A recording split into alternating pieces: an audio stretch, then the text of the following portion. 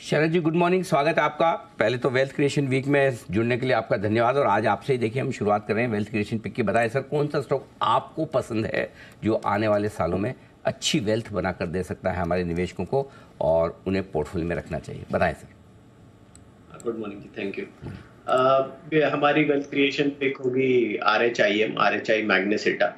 Orient Refractories के नाम से कंपनी पहले जानी जाती थी। कंपनी रिफ्रैक्टरीज में जो कि स्टील इंडस्ट्री में काम आती है, उसमें एक मेजर मार्केट शेयर रखती है इंडिया में। इसके अलावा 75-80 कंट्रीज में और भी उनकी प्रेजेंस है, जिसको वो और बढ़ाने की भी बात कर रहे हैं। पिछले साल भर में कंपनी ने दो बड़े एक्विजिशंस किए हैं, डालमिया और हाईटेक के, जो लगभग 2300 करोड़ की लागत से कंपनी ने किए हैं। 5 लाख टन की कैपेसिटी में से अभी लगभग 3-3.5 लाख टन की प्रोडक्शन है। और हमारा ये मानना है कि ये दोनों वर्टिकल्स जैसे जैसे इंटीग्रेट होते आने वाले समय में काफ़ी बड़ी इंप्रूवमेंट आनी चाहिए, जैसे जैसे ये 1.5 लाख टन की यूटिलाइजेशन आती है बिजनेस में।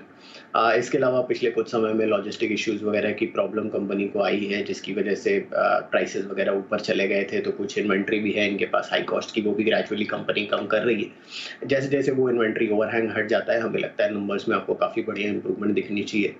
कैपेसिटी रैंप अप एक एडिशनल ट्रिगर होना चाहिए। रिफ्रैक्टरीज के अंदर कंपनी जहां पहले ज़्यादातर स्टील पे डिपेंडेंट थी, अब वो डिपेंडेंसी इन दो एक्विजिशंस के बाद काफ़ी हद तक कम हो गई है। जैसे जैसे रैंप अप होता है, हमारा मानना है कि वहां से और कम हो जाएगी। और स्टील के अलावा सीमेंट, ग्लास, ये सब जगह में भी कंपनी की जो प्रेजेंस है वो बढ़ जाएगी।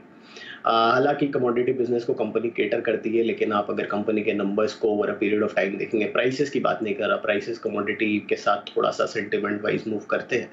बट अगर आप कंपनी के नंबर्स लॉन्ग टर्म में देखें तो लगातार इंप्रूवमेंट डिलीवर की है कंपनी ने। और हमारा ये मानना है कि साइक्लिकल बिजनेस को केटर करते हुए भी ये बिजनेस काफ़ी नॉन साइक्लिकल है और लॉन्ग टर्म ग्रोथ रेट्स काफ़ी स्ट्रॉन्ग रहनी चाहिए कंपनी की।